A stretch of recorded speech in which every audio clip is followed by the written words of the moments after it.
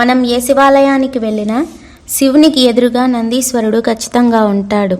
అసలు ఈ నందీశ్వరుడు ఎవరు, ఆయనే శివుడికి వాహనంగా ఎలా మారాడు, ఈ విషయాలన్నీ ఇప్పుడు మనం తెలుసుకుందాం. కానీ దానికన్నా ముందు మీరు తెలుగు జై ఛానల్ని సబ్స్క్రైబ్ చేయడం మాత్రం మర్చిపోకండి.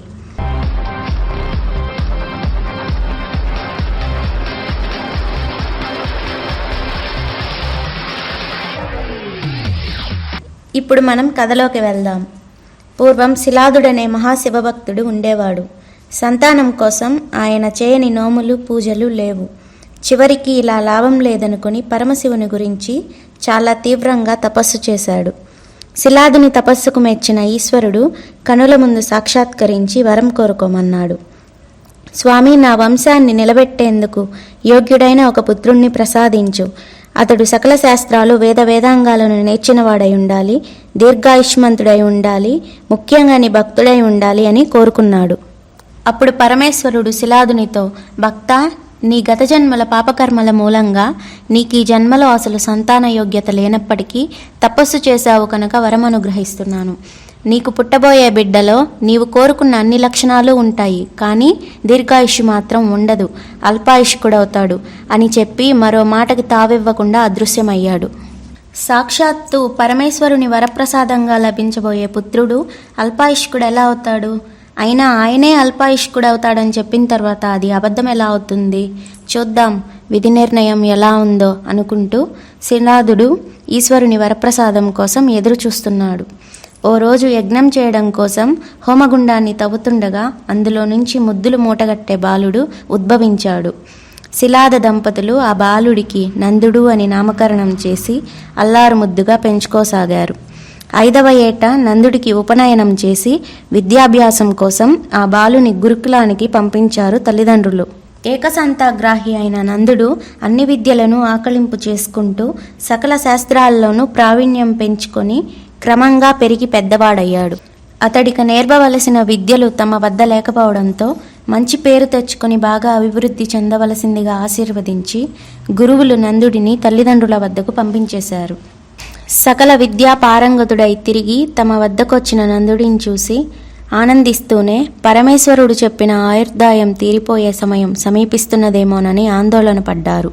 అయినా ఆశ చావక అదే సమయంలో తమ వద్దకు వచ్చిన మిత్రావరుణులకు అతిథి మర్యాదలు చేసి కుమారుని జాతకం చూపించి భవితవ్యాన్ని గురించి అడిగారు శిలాద దంపతులు.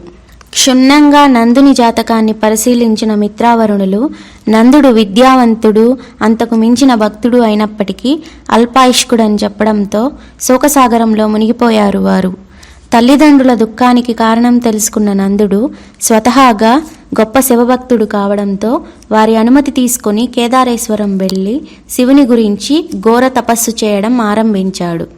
ఎటువంటి కోరికలు లేకుండా కేవలం పరమేశ్వరుని పాదాల మీదనే మనస్సు లగ్నం చేస్తూ నందుడు చేసిన గొప్ప తపస్సు పార్వతీ పరమేశ్వరులను భూలోకానికి రప్పించింది. అతని ముందు ప్రత్యక్షమయ్యేలా చేసింది. కనుల ముందు సాక్షాత్కరించిన పార్వతీ పరమేశ్వరులను చూసి ఆనందంతో నోట మాట రాక చేతులు మోడ్చి అలాగే చూస్తున్న నందుడితో వరం కోరుకోమన్నాడు పరమేశ్వరుడు. మీ దర్శన భాగ్యం లభించిన తర్వాత నాకు ఇంకా వేరే కోరికలు ఏముంటాయి స్వామి? అయితే మీరు అనుగ్రహిస్తానన్నప్పుడు నేను కాదనకూడదు కనుక నిరంతరం నేను మిమ్మల్ని సేవించుకుంటూ ఉండేలాగా వరం ప్రసాదించండి అని కోరాడు నందుడు. అతడి భక్తికి మెచ్చిన పరమేశ్వరుడు, దీర్ఘాయుష్మంతుడై కలకాలం మాతో పాటే ఉండు, అవసరమైనప్పుడు మాకు సలహాలిస్తూ ఉండు, మమ్మల్ని మోస్తూ ఉండు, ఇక నుంచి నువ్వు మాకు వాహనంగా ఉండు నాయనా అని వరం అనుగ్రహించాడు. నాటి నుంచి నందుడు నందీశ్వరుడయ్యాడు. పరమేశ్వరుని పాదాల పట్ల అచంచల భక్తి విశ్వాసాలు గల శిలాదుని కోరిక, అతడి పుత్రుడైన నందుడి కోరిక ఆ విధంగా ఒకేసారి నెరవేరినట్లయింది. ఒక్క క్షణమైనా తన స్వామిని చూడకుండా ఉండలేని నంది ప్రతి శివాలయంలోనూ శివుడికి ఎదురుగా తప్పనిసరిగా ఉంటాడు. నంది ఉచ్ఛ్వాస నిశ్వాసలే పరమేశ్వరునికి వింజామరలు. శివదర్శనం చేసుకునేటప్పుడు ముందుగా నందికి నమస్కరించి ఆయన అనుజ్ఞ కోరిన తర్వాతే శివదర్శనం చేసుకోవాలి. అలా చేస్తే కోరికలు తప్పక నెరవేరుతాయని భక్తుల నమ్మకం. అలాగే నందికి శివునికి మధ్య నిలబడకూడదు అని అంటారు. ఇలాంటి ఎన్నో మా ఛానల్ కొత్త వీడియోస్ మీరు చూడాలనుకుంటే మా ఛానల్కు సబ్స్క్రైబ్ చేయండి.